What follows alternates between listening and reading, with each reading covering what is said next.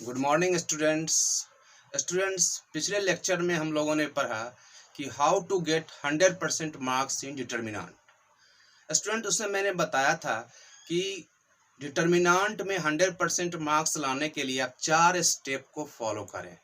पहला स्टेप मैंने बताया था कि आप प्रॉपर्टी ऑफ डिटर्मिनेंट को अच्छी तरह से समझ लें। दूसरा, जब आप क्वेश्चन बनाएं तो काफ़ी स्पीड से बनाएं। तीसरा, मैंने बताया था कि आपका कैलकुलेशन जो है वो अच्छा होना चाहिए, यानी परफेक्ट होना चाहिए। और लास्ट में मैंने बताया था कि प्रैक्टिस करें। जितना आप प्रैक्टिस करेंगे डिटर्मिनेंट का, उतना क्वेश्चन के आप टच में रहेंगे, उतना अच्छी तरह आप समझ पाएंगे कि किस स्टेप में कौन सा ऑपरेशन करना है। और डिटर्मिनेंट में जब तक आप ये ना समझ पाएंगे कि किस स्टेप में कौन सा ऑपरेशन करना है, किस क्वेश्चन में कौन सा ऑपरेशन करना है, तब तक डिटर्मिनेंट के क्वेश्चंस पर आपका कमांड नहीं होगा।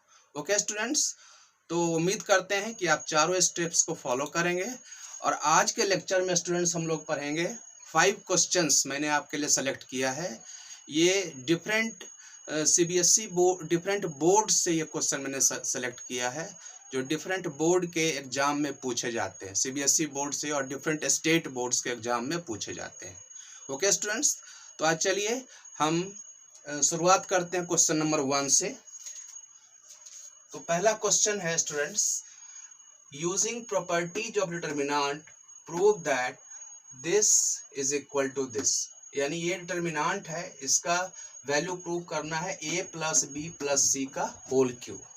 स्टूडेंट, जैसा कि मैंने बताया था कि डिटर्मिनेंट से प्रॉपर्टीज पर बेस्ड क्वेश्चन पूछे जाते हैं, और पिछले लेक्चर में मैंने 3 क्वेश्चन डील किए थे। फिर देखिए यहाँ पर भी वही है, using properties of determinant. Okay students, तो प्रॉपर्टीज को आपको समझना पड़ेगा, जो कि मैं पहले ही बता चुका हूँ। चलिए स्टूडेंट्स, देखते हैं कौन सा ऑपरेशन करेंगे। तो हमें देखने से ऐसा लगता है कि अगर हम R1 R2 R3 तीनों को ऐड करेंगे तो कोई कॉमन नंबर आ जाएगा। तो हमने R1 पर ऑपरेशन किया, ये R1 है, R1 पर ऑपरेशन किया और R1 R2 R3 को ऐड किया। तो जब आप ऐड करेंगे, बहुत आसान है, एडिशन तो आपको पता ही है। इसमें देख लीजिए, एक मैं बता देता हूँ, a माइनस बी माइनस सी है, 2b को ऐड इसमें कीजिएगा तो ये हो जाएगा 2b माइनस बी, b हो जाएगा तो a प्लस बी हो जाएगा, और 2c को ऐड करेंगे इसमें तो ये c हो जाएगा, तो a प्लस बी प्लस सी हो जाएगा। ओके स्टूडेंट्स, तो इस तरह आप तीनों रो को ऐड करें, और फर्स्ट रो पर ऑपरेशन हुआ इसलिए मैंने फर्स्ट रो पर तीनों लिखा, और सेकेंड रो थर्ड रो पर कोई ऑपरेशन नहीं हुआ इसलिए सेकेंड रो और थर्ड रो को जस का तस हमने लिख दिया। तो हम क्या देखते हैं स्टूडेंट्स कि फर्स्ट रो में कुछ कॉमन है, a plus B plus C. तो सेकेंड स्टेप हमारा होगा taking a plus B C common from R1। तो R1 से हम लोगों ने a plus B plus C common लिया, तो यहाँ 1 यहाँ 1 यहाँ 1, और जैसे ही 3 1 आता है हमारा काम आसान हो जाता है। ओके स्टूडेंट्स, तो अब हम दूसरा स्टेप क्या लिखेंगे, हम C2 में से C1 माइनस करेंगे और C3 में से C1 माइनस करेंगे, सो दैट यहाँ भी 0 आ जाए और यहाँ भी 0 आ जाए। तो वही ऑपरेशन मैंने लिखा है, C2 पर ऑपरेशन मैंने किया है C2 माइनस C1, फिर C3 पर ऑपरेशन किया है C3 माइनस C1। तो जब आप सब्ट्रैक्ट करेंगे, इससे इसको सब्ट्रैक्ट करेंगे तो यहाँ 0 आ जाएगा, फिर इससे इसको सब्ट्रैक्ट करेंगे तो इतना आ जाएगा, फिर 2c से 2c को सब्ट्रैक्ट करेंगे तो यहाँ 0 आएगा। सिमिलरली C3 में C1 को सब्ट्रैक्ट करेंगे तो यहाँ 0 हो जाएगा, यहाँ पर 2b और 2b सब्ट्रैक्ट होगा, यहाँ 0 होगा, और इस पूरे को जब इससे सब्ट्रैक्ट करेंगे तो इतना आ जाएगा। ओके स्टूडेंट्स, तो आप देखें कि 2 0 हमें आ गया रो नंबर 1 में। तो हम लोग रो 1 के अलोंग इसको एक्सपेंड करेंगे, एक्सपेंडिंग अलोंग R1। तो जब एक्सपेंड करेंगे तो 2 0 तो पहले ही आ गया, एक 1 बचा, तो इसको ऐसे और इसको ऐसे हम लोग हटा देते हैं, तो हमारे पास ये बच गया, और उसका इसको मल्टीप्लाई करते हैं, then a plus B plus C and a plus B plus C का whole square, that is a plus B plus C का होल क्यूब, और यही हमें प्रूव करना था। Okay students, so this is the question number first, and you pause the video and write down this.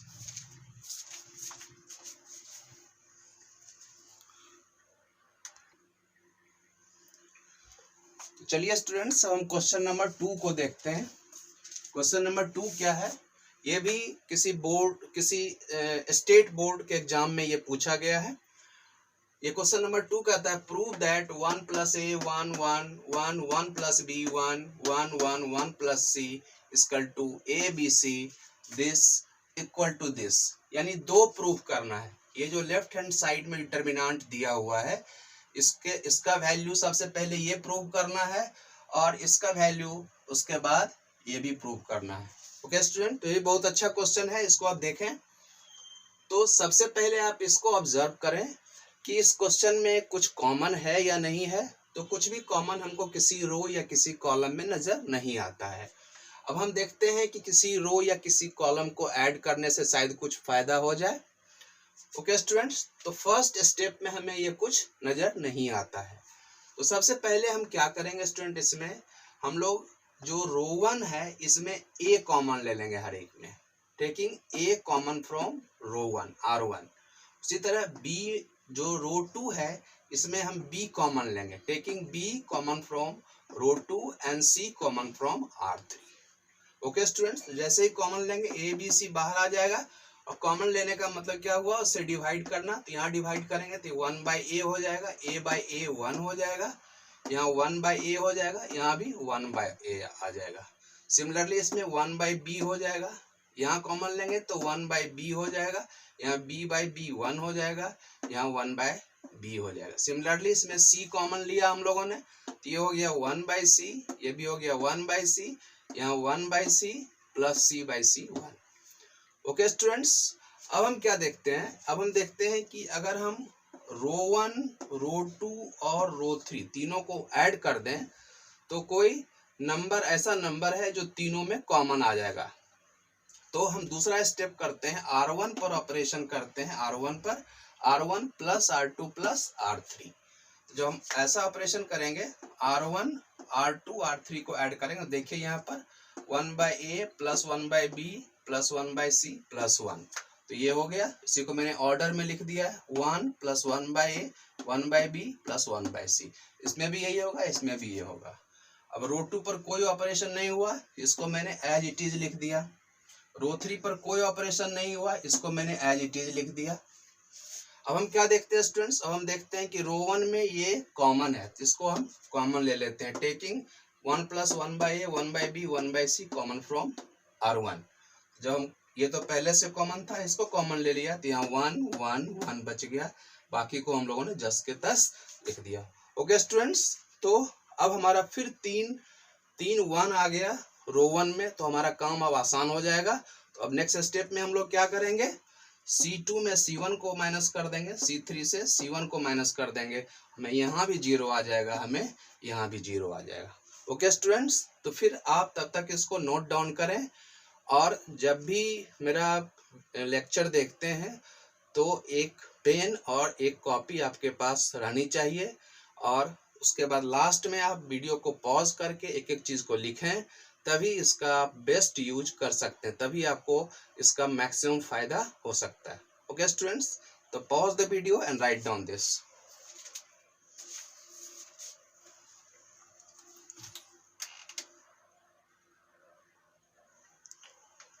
Okay students, तो देखिए अब आगे हम लोग क्या करते हैं। अगला जो स्टेप है, अगला जो ऑपरेशन हम लोगों ने C1 पर किया, C1 - C3, और दूसरा C2 पर किया, C2 - C3। जब ऑपरेशन करेंगे पीछे देखेंगे तो C1 में C3 को माइनस करेंगे तो ये आ जाएगा, और फिर C2 में C3 को माइनस करेंगे तो ये आ जाएगा, और C3 पर कोई ऑपरेशन नहीं हुआ इसलिए उसको जस का तस लिख देंगे। तो फिर हमारा देखिए रो 1 में 2 0 आ गया, C1 में भी 2 0 आया। तो आप चाहें तो इसे C1 के अलोंग एक्सपेंड कर सकते हैं, या चाहें तो इसे R1 के अलोंग एक्सपेंड कर सकते हैं। तो हम इसे R1 के अलोंग एक्सपेंड करते हैं। तो जानते हैं एक्सपेंड करना आसान है, जब 0 से इससे एक्सपेंड करेंगे तो सारा 0 हो जाएगा, इससे मल्टीप्लाई करेंगे सारा 0 आ जाएगा, और जब 1 यहाँ बचा तो इसको एक्सपेंड करने में हम लोग क्या करते हैं, पहले 1 के अराउंड जो रो है उसको डिलीट करते हैं, इसके जो कॉलम है उसको डिलीट करते हैं। तो 0 1 -1 0 1 -1 बचा। अब इसको मल्टीप्लाई करेंगे, ये लिख दिए हम लोग, और इसको मल्टीप्लाई करेंगे तो 0 और ये +1, तो ये हमारा आ गया। और यही हमको प्रूव करना था। हमें पहला जो प्रूव करना था, 2 प्रूव करना था, तो ये पहला यही प्रूव करना था। अब इसी को हम आगे एक्सटेंड करते हैं। तो इसमें ABC एलसीएम लेते हैं नीचे स्टूडेंट्स, ABC एलसीएम लेंगे तो यहाँ पर क्या बच जाएगा, यहाँ हो जाएगा ABC, यहाँ A नीचे में है तो यहाँ BC, यहाँ AC, यहाँ ABC कैंसिल हो जाएगा और ये हमारा बचेगा, और ये ही हमको प्रूव करना था। ओके स्टूडेंट्स, तो हम लोगों ने देखा कि कैसे इस क्वेश्चन को हम लोग प्रूव किया, हम लोगों ने कैसे इस क्वेश्चन में कौन कौन सा ऑपरेशन हम लोगों ने लगाया और कैसे ये प्रूव हो गया। ओके स्टूडेंट्स, तो इस तरह से ही आप क्वेश्चन को सॉल्व करें, आप ऑब्जर्व करें कि कौन सा ऑपरेशन उसमें लगाया जाए और तब प्रोसीड करें। ओके स्टूडेंट्स, तो नोट डाउन दिस।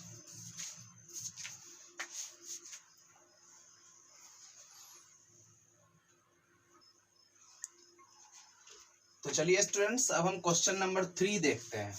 ये क्वेश्चन नंबर 3 है। इसमें क्या प्रूव करना है, यह prove that 1a aq 1b bq 1c cq equal to a minus b b minus c c minus a into a plus b plus c। Okay students, तो देखें कैसे इस क्वेश्चन को हम सॉल्व कर सकते हैं। तो देखिए इसमें फर्स्ट कॉलम में ही 1 1 1 लिखा हुआ है, तो ये हमारे लिए बहुत आसान हो गया। तो हम क्या करेंगे, पहले R2 माइनस R1 करेंगे और R3 माइनस R1 करेंगे, और R1 पर हमने कोई ऑपरेशन नहीं किया इसलिए R1 को हम लोग लिख देंगे। हम R2 माइनस R1 करेंगे, यानी R2 में R1 को माइनस करेंगे तो 1 में से 1 0, B minus A BQ minus AQ BQ minus AQ। यहाँ पर फिर देखिए आप दूसरा ऑपरेशन R3 में से R1 को माइनस किया, R3 में से R1, 1 में से 1 0 सब्ट्रैक्ट करेंगे, C में से A माइनस करेंगे तो C minus A and CQ minus AQ CQ minus OQ। Okay students, तो अब बहुत आसानी से देखिए हमारा C1 में 2 0 आ गया, तो हम क्या करेंगे, C1 के अलोंग इसको एक्सपेंड कर देंगे। तो लिखें, और नहीं इसमें एक चीज और ध्यान देखें, एक्सपेंड करने से पहले आप देखें कि ये जो R2 है और ये R3 है, इसको आप ध्यान से देखें। तो R2 में ये देखिए BQ माइनस AQ है, इसका फॉर्मूला होता है B minus A B² plus AB। Similarly इसको CQ माइनस AQ, इसको एक्सपेंड कर देंगे फॉर्मूला पर तो ये हो जाएगा। ओके स्टूडेंट, ये फॉर्मूला तो आपको पता ही होगा, AQ minus BQ is equal to A minus B into A² plus AB plus B²। Okay students, इसी फार्मूला के बेस्ड पर हम लोगों ने इसको और इसको एक्सपेंड किया। ऐसा हम लोगों ने इसीलिए किया कि हमें B माइनस 1 और B माइनस 1 कॉमन नजर आ जाएगा, C माइनस 1 और C माइनस 1 कॉमन आ जाएगा। तो हम लोग क्या करेंगे, R2 में B माइनस 1 कॉमन ले लेंगे और R3 में C माइनस 1 कॉमन लेंगे। उसी को लिखा मैंने, taking common B minus 1 from R2 and C minus 1 from R3। तो जब कॉमन लेंगे तो ये बाहर आ जाएगा, और यहाँ पर क्या बचेगा 1, और यहाँ ये कॉमन हो गया तो ये बच गया। यहाँ पर भी C माइनस 1 कॉमन हो गया, यहाँ 1 बचा, और यहाँ कॉमन हो गया तो ये बचा। ओके स्टूडेंट्स, अब इसको हम एक्सपेंड करेंगे C1 के अलोंग में, एक्सपेंडिंग अलोंग C1। जैसे ही एक्सपेंड करेंगे तो ये तो 2 0 आ गया, तो सिर्फ हम 1 को कंसीडर करेंगे, तो ये रो और ये कॉलम डिलीट कर देंगे तो ये बचेगा। तो हमारे पास ये बच गया, इसको हम लोगों ने कॉमन ले लिया। यहाँ पर B², ये B माइनस A, यहाँ पर इक्वल टू का साइन दे देते हैं, B माइनस A और C माइनस A कॉमन ले लिया हम लोगों ने, तो ये बचा हमारे पास। अब इसको सॉल्व करेंगे। अब सिंपल कैलकुलेशन है, कैसे डिटर्मिनेंट को सॉल्व करते हैं, इसको इससे मल्टीप्लाई करेंगे, माइनस इसको इससे मल्टीप्लाई करेंगे। तो B minus A C minus A multiply किया तो इतना आया। इसको हम लोग देखेंगे यहाँ पर A² और A² कैंसिल हो जाएगा, तो कैलकुलेशन के बाद ये आ गया B minus A C minus A into C² minus B², और यहाँ पर आ गया AC minus AB। Okay students, और फिर इसको एक्सपेंड करेंगे और कॉमन लेंगे तो हमें ये आ जाएगा। ये बहुत आसान है, इसको आप खुद से कर सकते हैं। तो हमें यही प्रूव करना था, A minus B B minus C C minus A into A plus B plus C, देखिए यही प्रूव करना था। ओके स्टूडेंट्स, तो ये क्वेश्चन भी हम लोगों ने प्रूव किया। ये भी एक बहुत ही इंपॉर्टेंट क्वेश्चन था स्टूडेंट। इसको आप ध्यान से स्टेप समझ लें और इसको बनाएं, और फिर वीडियो को आप रोक के फिर इसे लिख लें। फिर मैं नेक्स्ट क्वेश्चन में जाऊंगा।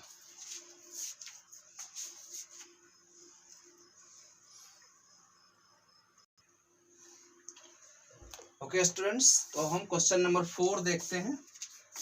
आप क्वेश्चन नंबर 4 जो है स्टूडेंट्स, ये थोड़ा सा डिफरेंट क्वेश्चन है, इसलिए इसको ध्यान से देखेंगे, और ये एक बहुत ही इंपॉर्टेंट क्वेश्चन भी है।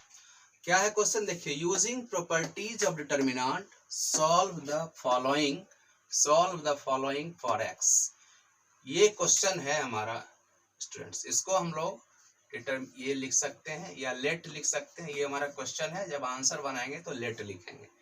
यानी ये जो डिटर्मिनेंट है ये गिवन है, इसका value 0, x plus A x x x x plus A x plus A equal to 0, ये 0 दिया हुआ है। और हमें प्रूव क्या करना है, हमें x का वैल्यू निकालना है। हमको डिटर्मिनेंट का सॉल्व करना है। Using properties of determinant solve the following for x। यानी डिटर्मिनेंट को सॉल्व करना है, यानी x का वैल्यू निकालना है, और किसका यूज करके, प्रॉपर्टीज ऑफ डिटर्मिनेंट का यूज करके। ओके स्टूडेंट्स, तो चलिए पहला स्टेप हम लोग क्या लिखते हैं। पहले स्टेप में हम लोग लिख देंगे let this is equal to 0, या given this is equal to 0। जो मैं नहीं लिख रहा हूं आप लिख लेंगे। ये डिटर्मिनेंट का सिंबल है, आप इसको लिख सकते हैं।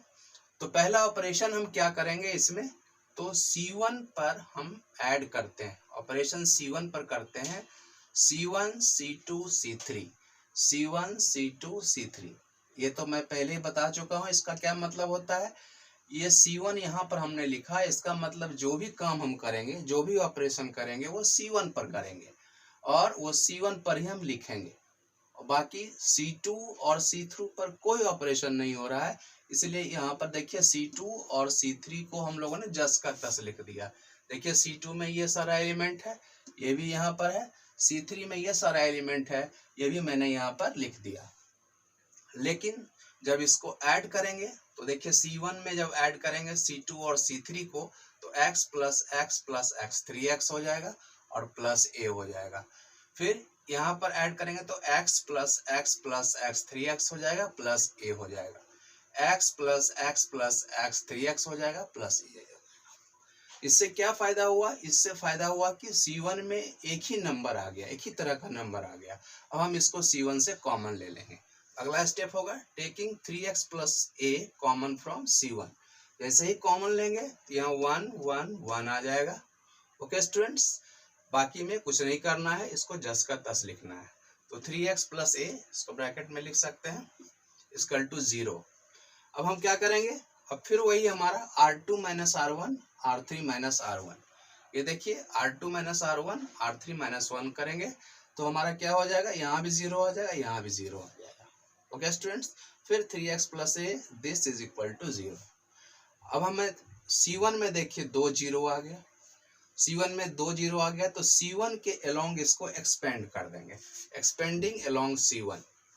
तो C1 के अलोंग जब एक्सपेंड करेंगे तो क्या हो जाएगा, ये 0 और 0 से मल्टीप्लाई करेंगे तो 0 ही हो जाएगा। अब एक 1 बचा, तो 1 से कैसे करते हैं, इसके करस्पॉन्डिंग कॉलम को डिलीट करते हैं, इससे करस्पॉन्डिंग रो को डिलीट करते हैं, और जो बच जाता है उसको लिखते हैं। ये हो गया 3x प्लस a 0 0 a। अब इसको सॉल्व करेंगे तो a स्क्वायर हो जाएगा, 3x plus a square equal to 0। तो इसका मतलब आइदर दिस इज 0 और दिस इज 0, तो ये तो 0 है नहीं, इसलिए 3x plus a equal to 0, then x equal to minus a by 3। तो ये हमारा सॉल्यूशन हुआ डिटर्मिनेंट का, ये x का वैल्यू हो गया। और यही इससे पूछ रहा था, using property of determinant solve the following for x। Okay students, तो ये हमारा सॉल्व हो गया, और ये x का वैल्यू हो गया माइनस a बाई 3। स्टूडेंट्स, इसमें छोटे छोटे कैलकुलेशंस हैं, जिसको मैं नहीं करता हूँ वो आप आसानी से कर सकते हैं। उसको आप ध्यान से समझें और उसको करें।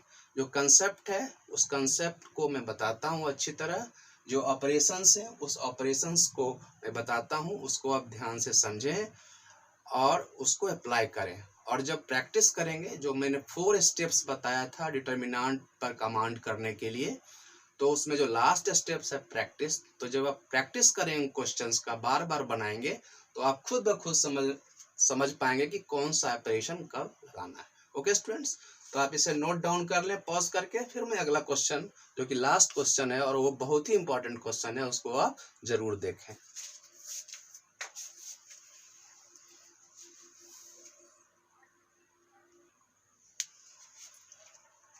चलिए स्टूडेंट्स, आज देखते हैं, अब आज का लास्ट क्वेश्चन देखते हैं, क्वेश्चन नंबर 5। ये क्वेश्चन बहुत ही इंपॉर्टेंट है और ये सबसे डिफरेंट क्वेश्चंस है, तो इसको आप ध्यान से देखेंगे। क्या, using properties of determinant so that triangle ABC is isosceles if 1 1 1 1 plus cos A 1 plus cos B 1 plus cos C cos square A plus cos A cos square B plus cos B cos square C plus cos C equal to 0। तो क्या करना है students, question में करना क्या है कि हमें डिटर्मिनेंट के प्रॉपर्टी का यूज करके दिखाना है कि एक ट्रायंगल ABC है वो आइसोसेलेस है, यानी एक ट्रायंगल ABC है जिसका दो साइड इक्वल है। तो कैसे हम प्रूव करेंगे, देखें। सबसे पहले ये जो कैपिटल A है, ये कैपिटल B है, कैपिटल C है, ये किसी भी ट्रायंगल के एंगल को रिप्रेजेंट करता है, उसके एंगल को बताता है। ओके स्टूडेंट्स, तो अगर हम दिखा दें कि कोई भी दो एंगल इक्वल है, ओके स्टूडेंट्स, तो इसका मतलब दो साइड भी इक्वल होगा, तो उस तरह से भी हम देख सकते हैं। तो चलिए कैसे इसको हम लोग क्वेश्चन को सॉल्व करते हैं, सबसे पहले देखते हैं। पहले तो ये डिटर्मिनेंट है, इसको हम सॉल्व करेंगे। हमारा पहला स्टेप है कि ये डिटर्मिनेंट जो है इसको हम सॉल्व करेंगे और उसके बाद हम देखेंगे क्या कंडीशन आता है। तो इसको सॉल्व करने के लिए सबसे पहले देखिए 3 1 तो यहाँ पर पहले से ही है रो 1 में, तो हमारा काम आसान हो गया। हम क्या करेंगे, C2 में C1 को माइनस करेंगे और C3 में भी C1 को माइनस करेंगे। सेम ऑपरेशन मैंने लिखा है, जब आप माइनस करेंगे तो आपको ये आ जाएगा।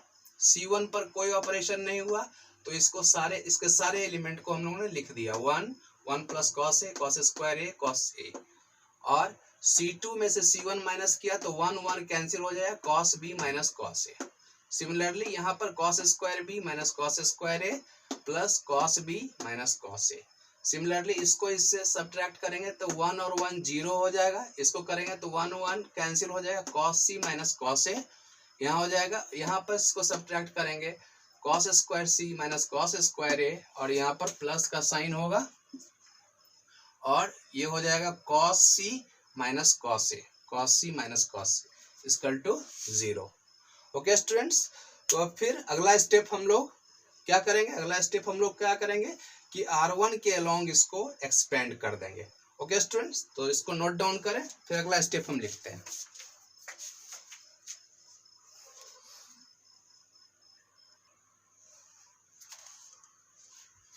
तो चलिए स्टूडेंट्स, अब हम आगे देखते हैं। पिछले स्टेप के बाद हम एक्सपेंड करने से पहले हम देखते हैं कि कॉस बी और कॉस बी माइनस कॉस ए ये कॉमन है C2 में, और कॉस सी माइनस कॉस ए कॉमन है C3 में। इसलिए हम लोगों ने कॉस बी और माइनस कॉस ए को C2 से कॉमन निकाल लिया और कॉस सी माइनस कॉस ए को C3 से कॉमन निकाल लिया। ओके स्टूडेंट्स, तो जब हम लोग कॉमन निकाल लिया तो हम लोगों को ये आया, आप ये देख लेंगे। अब हम क्या करेंगे, अब देखते हैं रो 1 में हमारा 2 0 आ गया, तो हम रो 1 के अलोंग इसको एक्सपेंड करेंगे। तो एक्सपेंडिंग अलोंग रो 1, तो एक्सपेंड करेंगे तो क्या होगा, cos B minus cos A cos C minus cos सी, ये तो लिखा ही रहेगा, और यहाँ पर 1 बचेगा, ये 1 है, इसको डिलीट करेंगे, तो ये बचेगा हमारे पास। और इसको जब मल्टीप्लाई करेंगे 1 into this, that is 1 plus cos A, और minus 1 into this, that is, जब माइनस होगा तो सारे में माइनस हो जाएगा, minus cos B minus cos A minus 1, minus cos B minus cos A minus 1। अब 1 और 1 कैंसिल हो जाएगा, कॉस ए और कॉस ए कैंसिल हो जाएगा, तो बचेगा cos C minus cos B, तो यहाँ बचेगा cos C minus cos B. तो हमारा अब आ गया cos B minus cos A into cos C minus cos A into cos C minus cos B equal to 0। Okay students, तो ये 0 के बराबर है। 3 नंबर का प्रोडक्ट अगर 0 के बराबर में है, तो जैसे ये 3 है या 3 फंक्शन का प्रोडक्ट अगर 0 के बराबर में है तो आइदर दिस इज 0 और दिस इज 0 और दिस इज 0। ओके स्टूडेंट्स, तो either cos b minus cos a equal to 0 और cos c minus cos a equal to 0 और cos c minus cos b equal to 0। तो अगर cos b minus cos c equal to 0 होगा तो इससे क्या हो जाएगा, cos b equal to cos a हो जाएगा, और ये तभी पॉसिबल है जब angle b equal to angle a होगा। तो इससे हमारा क्या है, angle b equal to angle a, या cos c minus cos a equal to 0 होगा तो cos c equal to cos a होगा, और इसका मतलब angle c equal to angle a। इस तरह cos c minus cos b equal to 0 होगा तो angle c equal to angle b आ जाएगा। और स्टूडेंट्स, जब तीनों को मर्ज करेंगे इससे हम लोग क्या ले सकते हैं, इससे हमारा एक रिजल्ट आ सकता है कि angle b equal to angle c। तो जब दो एंगल इक्वल हो गए इसका मतलब क्या हो गया, the triangle is isosceles triangle. तो इस तरह से हम लोगों ने प्रूव कर दिया कि ट्रायंगल जो है वो आइसोसेलेस ट्रायंगल है। ओके स्टूडेंट्स, तो इस तरह से आज हमने 5 क्वेश्चंस डिस्कस किए आपके साथ, और ये पांचों क्वेश्चंस काफ़ी इंपॉर्टेंट क्वेश्चन थे। इन क्वेश्चंस को आप ध्यान से देखें और इसके स्टेप्स को देखें, उसको समझें और इसका बार बार प्रैक्टिस करें। ओके स्टूडेंट्स, और इसी तरह क्वेश्चंस का बार बार प्रैक्टिस करें, और जो मैंने 4 स्टेप्स बताए थे डिटर्मिनेंट पर कमांड करने के लिए उसको फॉलो करें। और मुझे पूरा विश्वास है कि जब आप इन सारे चीज़ों को फॉलो करेंगे then you will get 100% marks in determinant. Okay students, so with this we come to end of this lecture and hope that you all of you understood this lecture in good manner. okay, तो फिर नए lecture में मिलेंगे students नए topic के साथ। तब तक के लिए goodbye and good luck.